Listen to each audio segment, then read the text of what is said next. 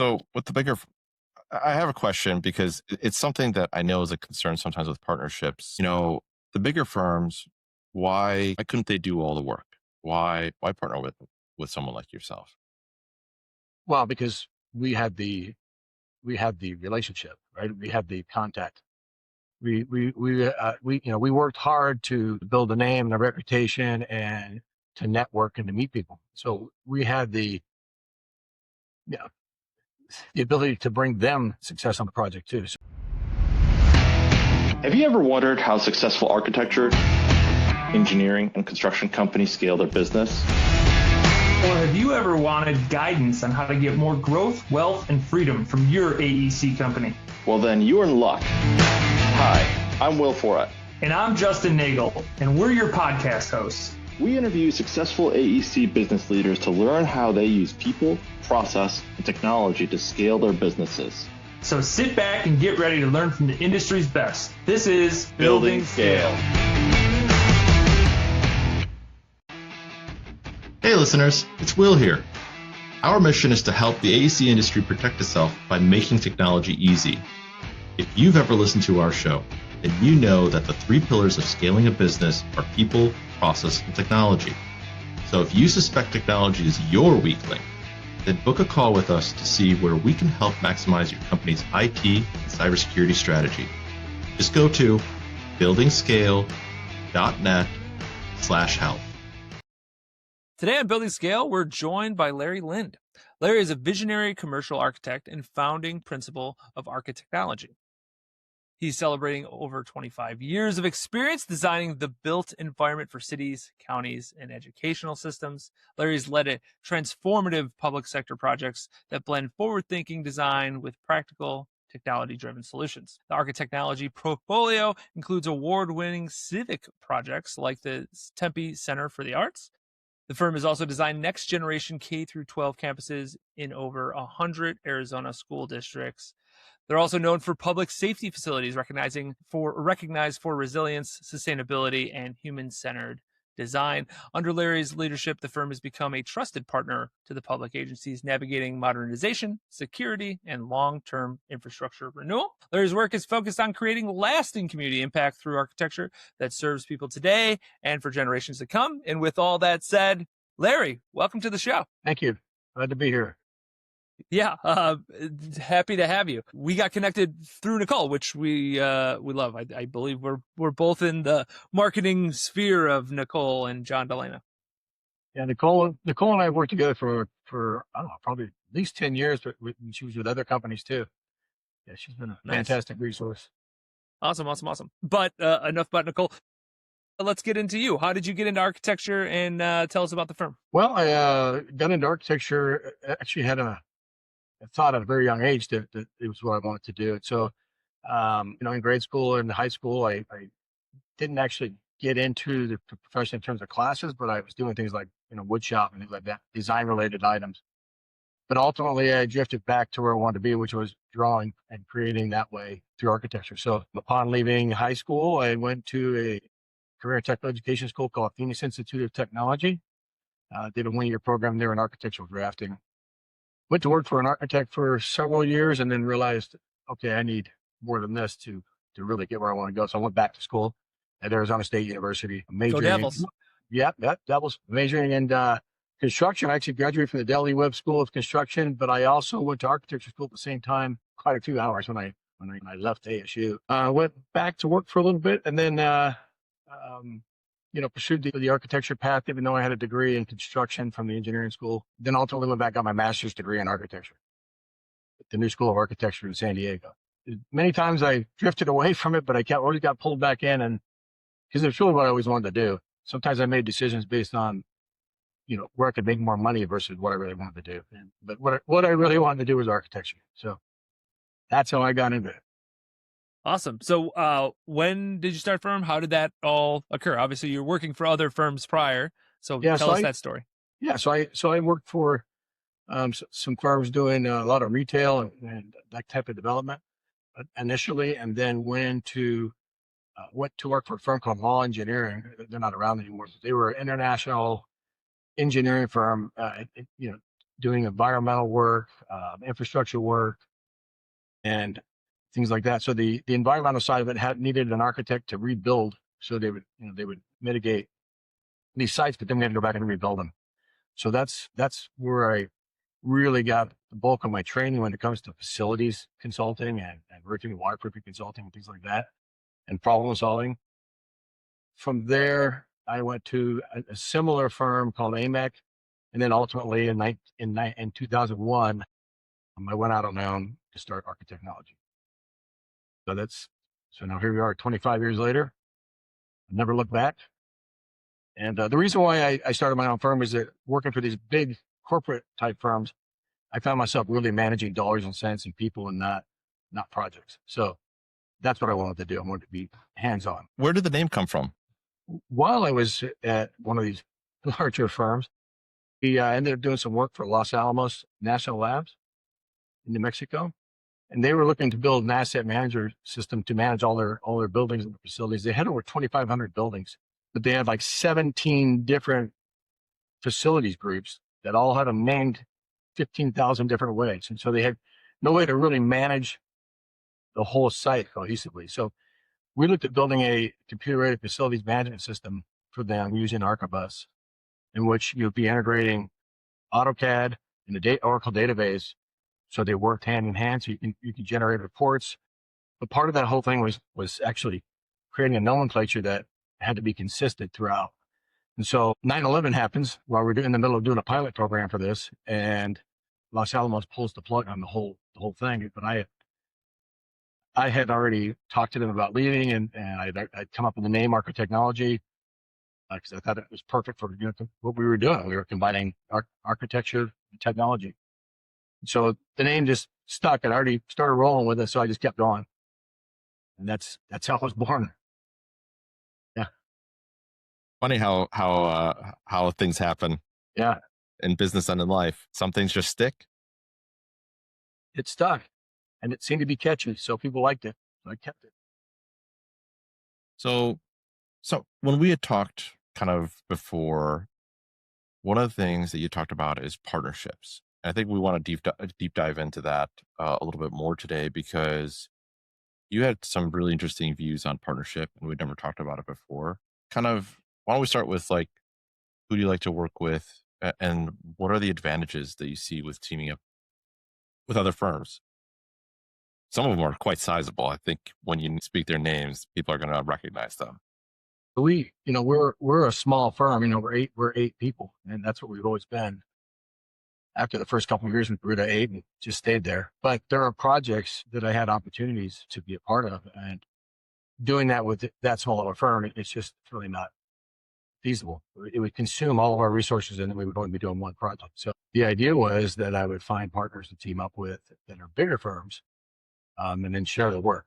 So we did that. We've done that with DLR Group, SPS Plus Architects, and Orcutt Winslow. And we've done some quite sizable projects with them. Most of those were all with the Westmac School District here in Phoenix. We did 3 full campuses, and then we did some renovation work too with all 3 of those firms.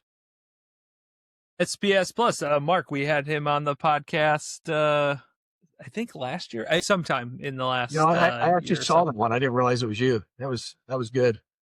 Yeah, well, good. I'm glad that you enjoyed that podcast, and hopefully we're currently literally recording one that's just as good. It's like, well, I know Mark a long time. I didn't know he was that interesting. So he is super interesting, isn't he? I'm baffled every time I learn something new about him. I'm always like, he's like the most interesting man in the world. At least in the architecture world. Yeah. Oh, he definitely thinks he is. No question about that. So what makes a partnership successful, right? So obviously bigger firms are sharing the load. That makes sense. But like, you still got to get along, still got to blend together, still got to make the magic. What makes a good partnership? So I think just understanding, what role you're going to play in it, and not getting caught up with egos and things like that. You're just going like, okay, we have some strengths in certain areas that we can backfill that work for you. You guys have strengths in other areas, especially when it comes to resources and processes. We're a little more sheet from the hip because we have to. You have to do everything in our office, but in their offices, they have very structured ways of doing things. And so, we're a little more nimble that way. We can bounce around to different tasks, but just finding that what can we bring to help them so we're both successful at this. So and it was great with all three firms. We actually gelled with them great. There was no issues at all. So with the bigger, I have a question because it's something that I know is a concern sometimes with partnerships. The bigger firms, why couldn't they do all the work?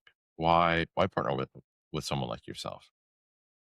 Well, because we had the relationship, right? We had the contact. We worked hard to build a name and a reputation and to network and to meet people. So we had the ability to bring them success on the project too. So it wasn't just about them bringing us in. That's why it made sense. You are the gatekeeper almost. Like, I mean, and to this day, I mean, I just had lunch with Mark last week, and we talked about partnering on some of the things. So there has to be something in it for both people. Otherwise, it doesn't work. Or both firms, I should say. Has there ever been a bad partnership? I'm sure there has, but not with me. I have not had one that wasn't good. So Maybe didn't go quite to what, but it was still good. So talk about experiences, in how you make things well. What are some things that you do, maybe some specifics that you do that you think makes the partnership work, right? When people talk about give and take, maybe of other things, what are the things that you feel like, or stories that you have that feel like represents that? Well, there were just certain tasks. For example, one of the projects, it had a pretty complex exterior skin. And so we have a strength in building envelope, waterproofing, things like that. So we took on all that detailing and all that part of the project. And in addition to design work into some of the other areas that we may have expertise in.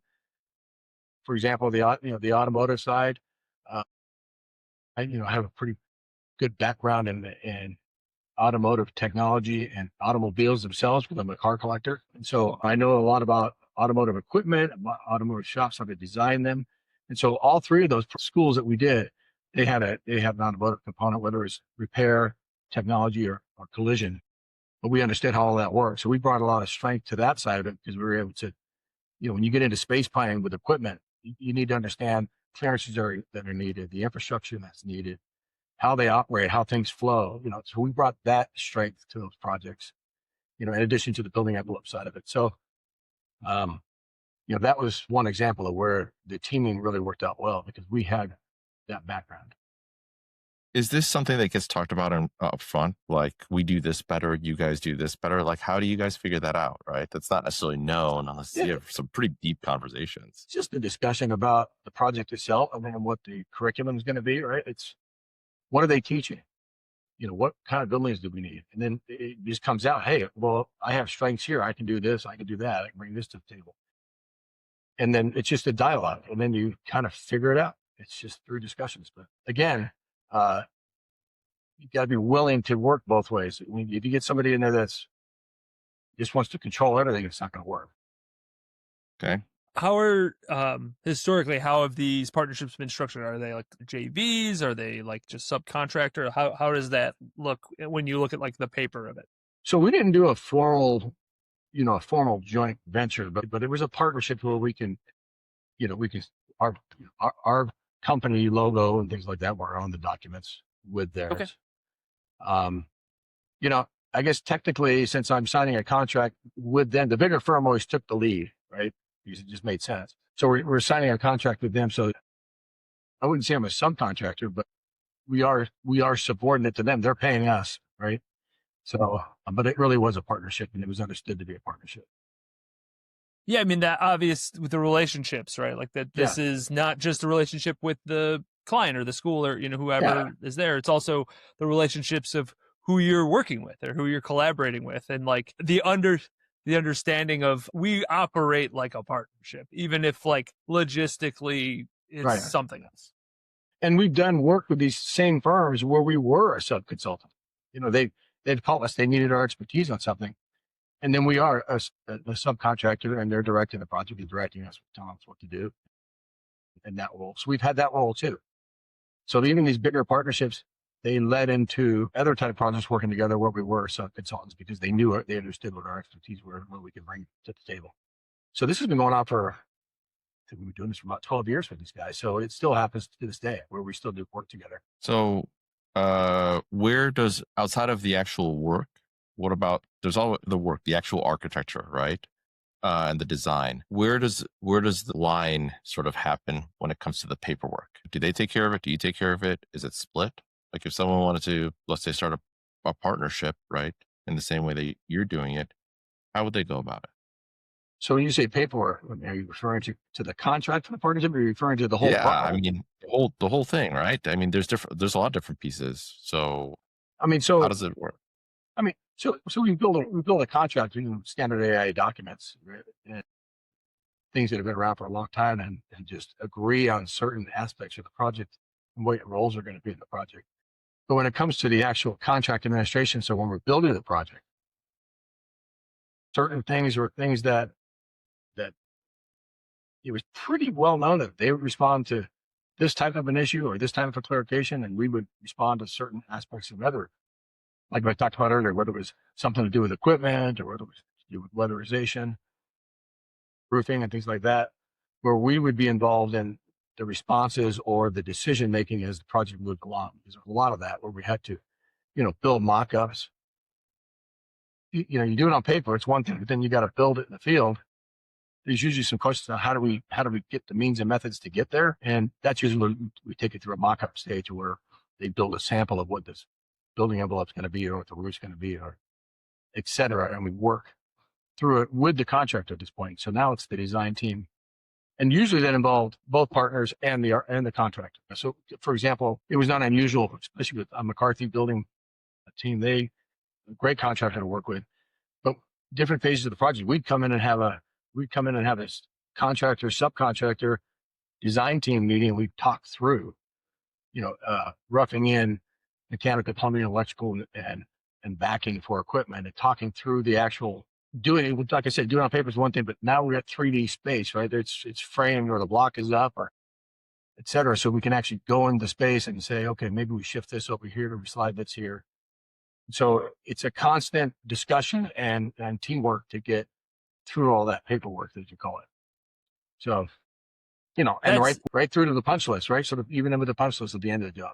That's very refreshing, I'm sure, for our contractor listeners that are listening currently, because this is a problem that the industry sees, where it's like the architecture designed this thing that's amazing, but now we've actually created it, and it's like, well, this doesn't work the way that maybe paper predicted it to work. Right. So actually being more hands-on during the actual building process is huge.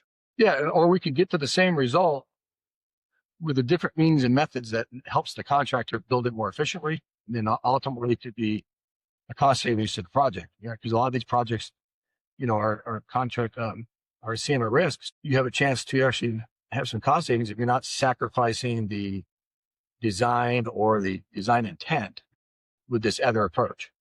So it's I like the process because it's a learning opportunity for both. I mean, they understand what we do from the design side and understand what they got to go through on the construction side is, very refreshing and just a great opportunity to end up with a great project. It gives you more insight into your partner on the building side or the construction side, where it's like, I am, especially if it's the first time that you're partnering with them, where it's like, oh, we're building this new school and we've not worked together yet. Having more of that hands-on experience gets like, oh, okay, this is how you operate compared to somebody else, which then gives you insight on, okay, if we do another project together, maybe we'll do it this way or we'll explain it this way in comparison. Yeah, no doubt about that. Nice. Go ahead, Justin. Yeah. So in the business, so you're smaller in the business. What's the, I assume that you don't want to be here forever. So what's the game plan for next generation or next steps going forward? I'm not sure what you mean by that. It could be 25 years from now, Larry. I'm just suggesting eventually you won't want to be in the business or. So I have staff working for me that are younger. So I have two of my sons actually working for me. Okay.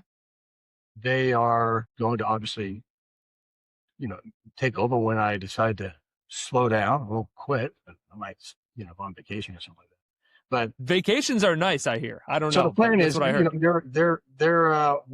Austin has a master's degree in architecture and from Arizona State University, and Go Cameron, Devils. he's also a Sun Devil, and he's got his bachelor's degree in construction from the School of Construction, like I did. And he worked for McCarthy for 5 or 6 years, and Wow. then All right. another big firm in Seattle building high rises for like, let's say, 5 years or so. But he really had more on the creative side, and he wanted to get back to Phoenix. So I said, come and work for me for a while until you figure out what you want to do. And I think it just turned out to be a great fit. He loves the creative side of it, and so I can see both of them. They're pursuing the architecture licensure now through the state. So they're going down that path. So ultimately, they will both be registered architects in maybe a couple of years, but ultimately they will take over and keep it going. And then my daughter works for me too, office It's a manager. whole family affair over there. Yeah, but we have several other people in the firm that are not family, so we're Sure. yeah.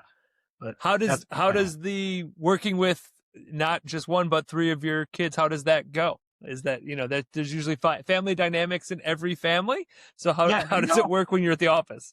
It's great. I mean, who gets to do that? I mean, it's fantastic. I get to spend almost every day with my kids, some of them anyways.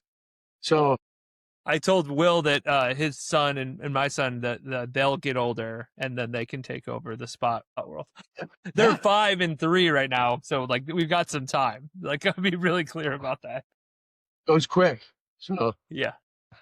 people used to tell me that all the time, and I didn't realize it until it happened. So Are there ever times where you butt heads with family in the business, and how do you deal with that? no, it actually hasn't happened because they know who's the boss.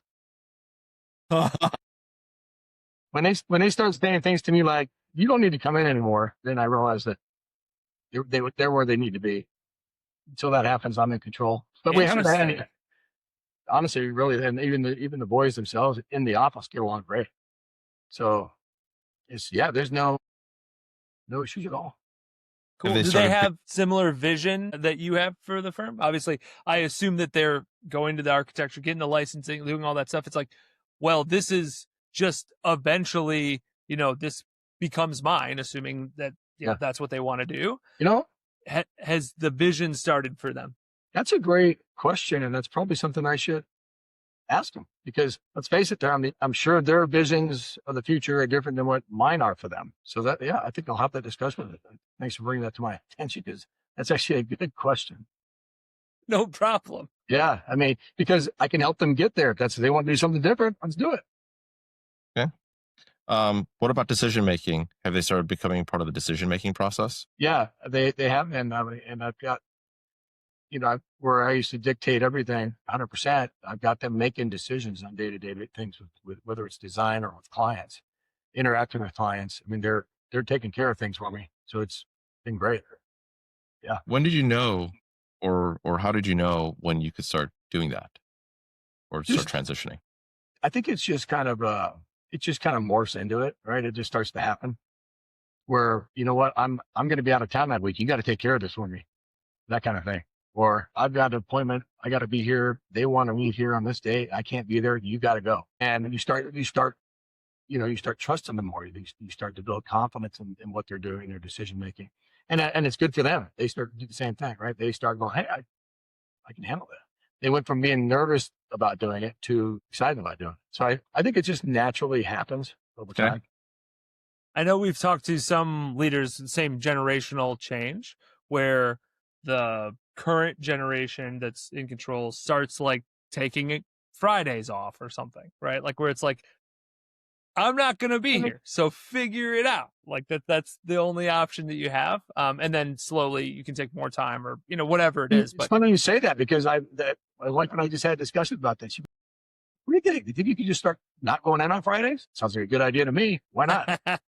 So that might be what starts happening here soon. Yeah. So listen up, kids. It's time to take the reins. I'm taking Friday off, not you. Yeah. Buckle in and pull up those suspenders, snap those straps. Right. And I do, and I had this discussion with them. I do believe we need to bring another person in, because,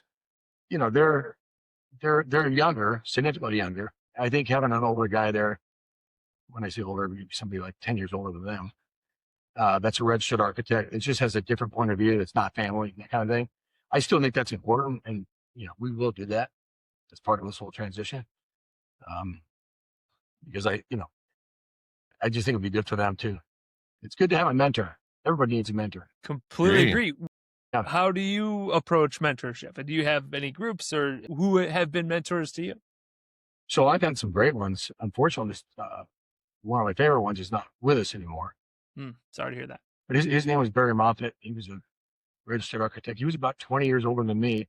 But I used to spend a lot of time bouncing things off of him just to, he'd done it all, big stuff, very experienced, graduated from USC, and back in the day in architecture, did all kinds of amazing, not just residential projects, but, government projects. Very, very talented architect, technically and artistically. Usually there's a strength on one side or the other, but he was just all around, just a genius. And then another one that I worked for, he's also mellow with us, but that I spent a couple of years with him. He had a design build firm. So I spent a lot of time in the field, doing construction and design work, which was a really good learning experience because I'd be in the office drawing it for months, right? And then now we're building it, and he'd, get out here. I want to show you something. Your drawing shows this, but we can't do that. He was that kind of a guy. But you learn from that. So the mentor part is extremely important. So I'm doing that with the boys. I said this is criticism, but you need to take it, right? Because that's what this profession is. It's all criticism. Even in architecture school, that's what they do. They beat you up with criticism. But constructive criticism, as they say. Yes, yeah. But it leads to, you just take it and learn from it. Keep going. So it's important, very important. It feels like you have a very hands-on approach to when you make design. You want more of a hands-on approach. Have you ever thought, hey, we should be more of a design build, like actual doing the building components of it? Well, we have actually talked about that recently for their future because, because of AI, I'm going, I don't know what's going to happen. I mean, I don't see AI taking over the construction industry. So you may want to consider looking at design build as another option as you grow the practice down the road. I have done design build in Architechnology. I've stopped doing it for about 10 years, but we did do quite a few residential projects where it was design build. Okay. And that way, the reason why I stayed away from the commercial side is I didn't want to alienate our contractor trade partners, right? We got great contractors that we work with. I started doing design build. They're gonna look at me as, okay, now you're kind of one of us, and that doesn't work for us. So if I did the residential, it was all good. Yeah, they don't care. Usually the residential stuff was speculative. So I was building it not for a client, building it for ourselves to either turn it into a rental property or to sell. So that's okay. Yeah. I think, but it's something they should look into. You mentioned you don't think AI will take over construction pieces. Do you foresee it taking over some architecture pieces? You hear things like that, but I just don't see how it can. But I do think it will streamline the processes for sure. I mean, you're able to, I know I've got 25 years worth of projects that we've done. If I can find a way to organize and sort through all that work and details, that I could repurpose that on other projects, yeah, I could see it really helping streamline the process. Now, on the other hand, like when AutoCAD and Revit, all came along, it was like the more you could do, the more that was demanded by the municipalities and the building code. If you look at a set of plans for a school building today versus 30 years ago, the amount of information that you provide is significantly more because of the technology. Even though AI will definitely be useful, I still think it's the deliverable, the end result will be a lot more information. And so I still think it's going to require an architect's going to always have to be there. And I'm sure the AI is going to lobby that you can't just pop out plans using AI. It's very interesting what will come from that and the pushback you'll just get from organizations, right? Like just as in generality even if it is to slow down the process of, hey, if you could take Larry's brain and put it into a robot, that would probably create some cool stuff. Yeah. Yeah. I mean, but I look at it as just another tool, really. I mean, I've used it to do research, and it does work efficiently, but it makes mistakes. So that's the big difference, right? Someone yeah, that's experienced with leveraging AI, way better, right? It gets to where they could have gotten to just faster, right? yeah, But someone that's, let's say, less experienced, them leveraging AI, they might not know where the mistakes are or understand that those are mistakes. yeah, And so someone still more experienced has to look over that work. yeah, yeah. Just I feel like that's a interpreting. debate we have all the time. Yeah. Have you experienced, I guess the term is AI slop. Have you experienced any of that? Yeah, or hallucinations. Well, not just hallucinations, but someone's doing, so someone's, let's say, leveraging AI Oh, and the yes, I output have.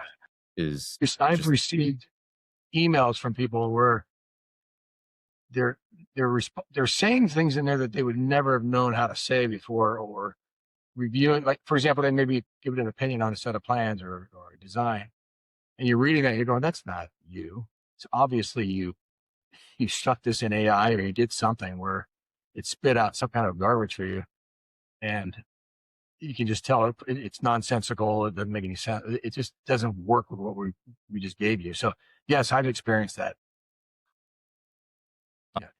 so based on, seeing some of that. So AI slop is a piece of kind of, we'll say, the tool, right? That until people really understand or learn how to use it, it's like learning how to use a hammer. Give a 3-year-old a hammer, try to hammer something in, it's not going to look great. I know this from Everything experience. except the nail is a nail in that scenario. Yeah, Yeah. exactly. Right. So, moving forward to how do we make sure that, because the profession is, part of it is trust and part of it is sort of the plans that kind of come out. People are trusting that whatever comes out, from that design is actually good, right? How do we make sure, especially if AI is implemented into this process, how do we make sure that the design still stays great, that you don't have slop that's coming out of it? Well, I think a lot of that is determined at the programming level, where you're actually interacting with the client. You're like, what are the goals of the project? What are their needs? And defining all that in writing before you start drawing anything. So I think that's the most important part of the whole process. And then you get into schematic design and design development. I still think you follow those steps so you can review those at those certain milestones and look for just that, that kind of thing.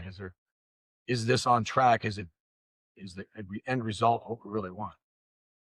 Because you're going to have a person on the other end, or a client or a group or whatever it is, a committee, looking at the end result, not AI. So they're gonna look at that and go, it's not getting where we need to get. But then again, if it is, it's working. There's differences depending on what you're build or what you're designing. Like, you have civic projects or K through 12 projects that you specialize in. I feel like in those scenarios, you would have like more of a general, like, that's a building. You're right. It's a designed building, but it doesn't actually facilitate the way an architect would then design it to do so. At least at today, current AI today, compared to perhaps in the future that changes. Yeah. So what are when you're looking at designing, if it's a civic center or if it's a school, what are the big things that you think about that somebody that doesn't do them would miss? Well, it might not be the big things, right? It might be all the little things that that just get overlooked. Simple things like, is the janitor's closet big enough? Is the IDF room big enough? The electrical room big enough? Do we have enough of them? Is the circulation right? I mean, it's all the things that are necessary. They may have all the spaces nailed down that you need, because everybody always focuses on the primary spaces, right? But it's all the little things that get missed a lot of times. That even later in the project, like, oh, I forgot to put that in. Something obvious. So, and then experience is huge. Somebody that's been built hundreds, if not thousands of projects, they're going to have things that are going to stick with them that somebody hasn't made that mistake or hasn't been through that process won't know. So, so I think that's a big one too. Experience is really important. That's actually a good example, because when I was looking for a house, I wanted to have a coat closet in the front. In Arizona, people don't wear coats. So like, it was like a thing that any new build, it's like, this, a lot of houses don't have this. And I was like, that's crazy to me. You eventually need to wear a coat, even though it's hot most of the year. Like, you need to have a coat closet, which is to your janitor closet idea. Is like, I would not think of that. But again, I'm not designing any building. You don't want me to do that. Yeah. But that's a good point of like, how many are there? Is it big enough? Like, those things that you wouldn't know the answer to those unless you had already built schools. Yeah. And what, like, audio visual, where's all that equipment going to go? It just ends up sitting out somewhere because somebody didn't think about creating a space for it. So just put the The cow. projector on a desk in the middle of the room. The computer on wheels or whatever. Oh, yeah. All those little things, they all take square footage, right? Because then you get, I don't want this thing any bigger than this. And then it's like, well, we need these other spaces that you didn't even consider, and they're going to take more space. So we deal with that all the time too. So we try to catch that stuff early on in programming. So you started out sort of because of technology. Did you make investments in technology, or did you make decisions about technology, or is that something that you're going to really have your sons do? So when we started out, we were always on top of it, cutting edge, always forefront. And then we just kind of got used to things and the processes that we were doing, the way we did business, and maybe let that slip a little bit. So now we've spent the last couple of years getting back to that. We're, for example, I resisted using Bluebeam for I don't know how long. I would still print me a set of drawings. I'm going to mark them up by hand. My sons look at me like, you got to stop doing this. He's like, I can't read your handwriting half the time, or what does this line mean? Just make the change. And so one day I just did it, and he set me up with a toolbox on. I started using it. After a couple of weeks, I went, oh man, I should have done this a long time ago. It just makes life way better. And then all my notes are clear as can be. I can draw. I can actually draw on Bluebeam, like clean, draw detailed. So that's just one example of many. I mean, same thing with even office automation, just running our books and everything else. Getting all of that to the latest, greatest. Even a few years ago, we still weren't putting our server information, all of our data in the cloud. It was just another hard drive, right? It's backup hard drive. If the building burns down with both hard drives in it, what good is that to you? No business continuity is what we say in the business. Yeah. So everything from actually the architecture, the work we do, to the way we run the office and the business management side, all of it, we're investing in technology for sure, equipment and software. So you said it's an investment in technology. It's not a cost. Yes. Which is interesting. I like how you talked about that. So why do you say it's an investment? Makes you more efficient, makes you a lot better. Spend more time doing architecture and less time covering up your mistakes you made on your bookkeeping. Yeah. I mean, that's a simple example, but I mean, it does make you more efficient at, paying your bills, getting your money collected, all those things. So how do you know? Because no one's going to tell you this is going to save you X dollars, right? Or X dollars of time. How do you know when something is worth investing in versus maybe not right now? For me, it's simple. I just do the research on it. What is it that this is going to do for you? What and how is it going to be different from what we do now? And if I see efficiencies in it, significant efficiencies, it's obvious. So you just make the investment. Do you have a rule of thumb that you kind of go by? It has to give me a return of like X. Mostly it's intuition. I do a lot of things by intuition. I design by intuition. I mean, I do everything. It's a feel. So and I feel like I look at it, I get kind of excited. I'm like, this is good. I can see where this could really help us. I feel it. I've been, of course, a salesperson can come in there and they can monetize that, right? They can come in and go, well, we're going to show you how it's going. We're going to show these examples with these other companies and blah, blah, blah. I'll listen to all that too, but I'll still make a decision based on the way it feels. Yes. So that's actually interesting. You mentioned the Bluebeam. You didn't switch over for a while. Intuition didn't hit there, right? Like it wasn't like immediately, your sons had to essentially plead with you X amount of time. So interesting there. When he really showed, because he was, he's really, really proficient at it. When he says, look, let me show you this. I went, yeah, that's pretty good. And so it was there. I was always seeing it from the outside. I wasn't seeing somebody actually applying it right there in front of me. And I went, okay, I got to do this for sure. Matter of fact, we just helped our structural engineer. My son Cameron actually went to his office and set him up, and because it was the same thing. He was sending over all these cryptic notes, and it was worth his time to spend half his day at his office to make him use it. And make just yeah. And I because when he told me, he didn't even run it by me. He just, I've been over at his office for the last 4 hours doing this. Okay. I think that makes sense. And then the next day, the engineer calls me up. He's like, "This is great. I should have done this a long time ago." Yeah, well, I know how you feel. I love that story so much. I want to just walk through it. So not only that you find it internally great, when you work with somebody externally that's not using it, it is worth your time or worth somebody's time at the firm to go teach them how to use it, because it will give you back that much time. That to me is, you should make a commercial for them. Like that's the ultimate. It's shout out to Bluebeam if you're listening. Like that is it. Yeah, because I have 30 years invested in this guy, working with him, not just with Architechnology for 25, but prior to that for 5, maybe even 10 years. And the working relationship we have is so good, and we understand each other's nuances so well that I don't want to make a change. I want to continue to work with this guy. So either he's going to get up to speed, or something's going to give it. So he was definitely worth the investment for sure. That's awesome. That showcases how impactful technology can be. And how, when you have an idea that it's in an investment and it's not just a cost, that changes the perspective, because now it's like, it's not just internally, but externally, which is amazing. So good on you guys.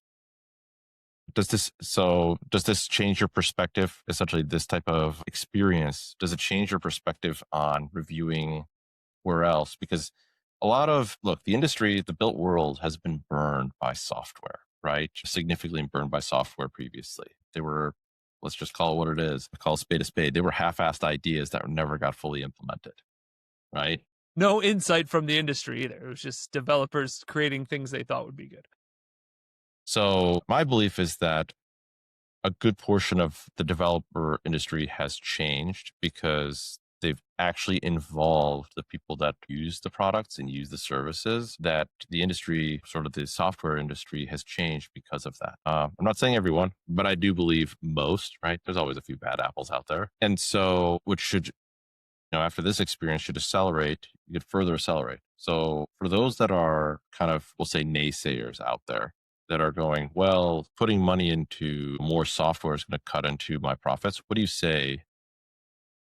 you say to them? Is that actually true? I don't think it's true. I think all the investments we've made so far have been very beneficial, and have actually, there's an expense to them, but they made us way more efficient. No doubt about it. I'm getting ready to make another move on another software where we're going to use it for managing not just business development, but managing our projects and people's time, so we can start to actually look at how profitable jobs are or are not. That one I'm a little skeptical about, because I'm just not sure the payback will be there, but I'm going to try it.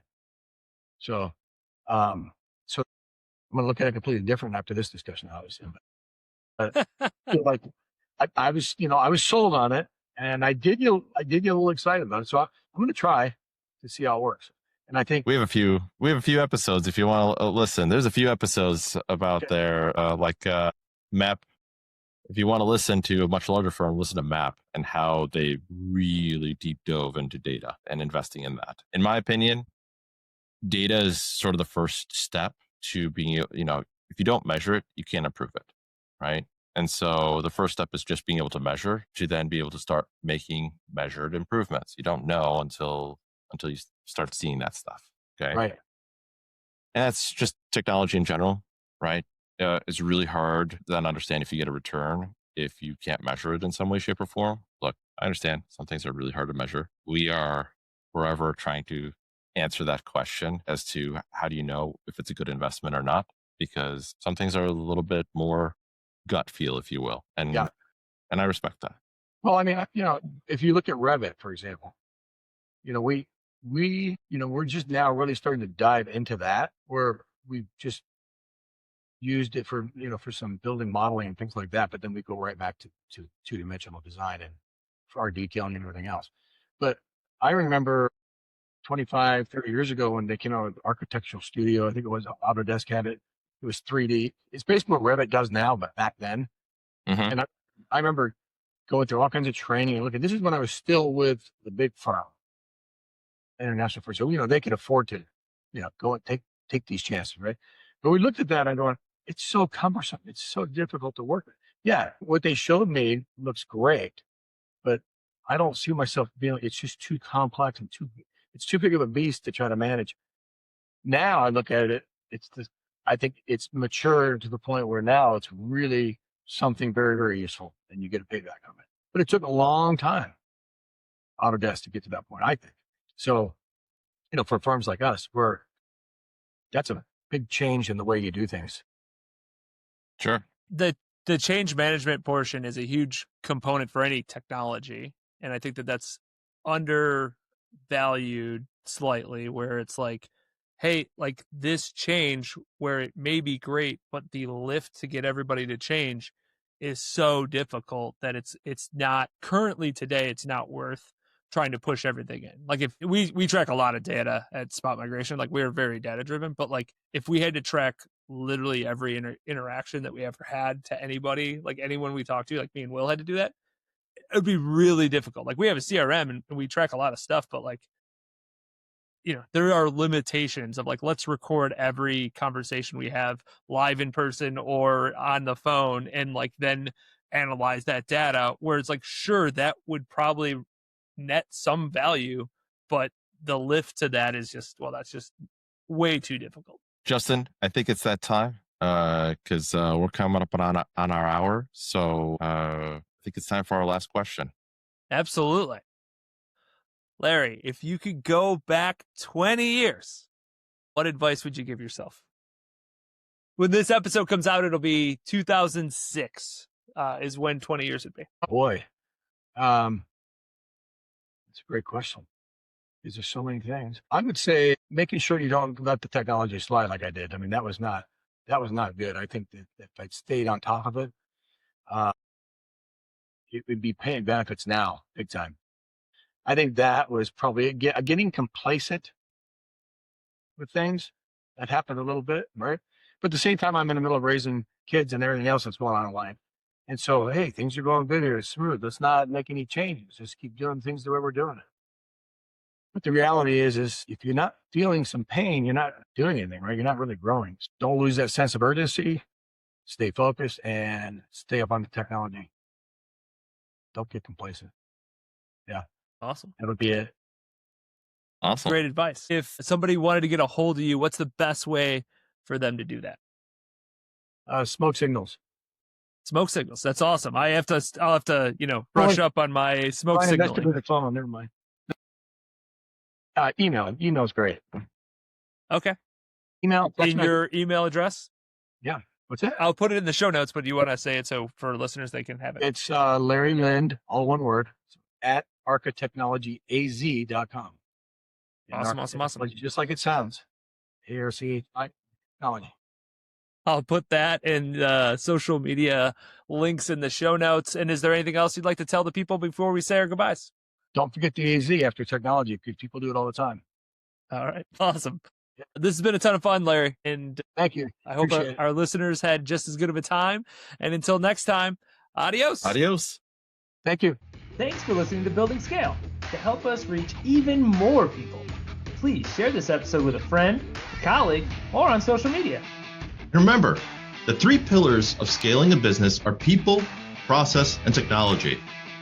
And our mission is to help the AEC industry protect itself by making technology easy. So if you think your company's technology pillar could use some improvement, book a call with us to see how we can help maximize your IT and cybersecurity strategy. Just go to buildingscale.net/help. And until next time, Keep building scale. Scale.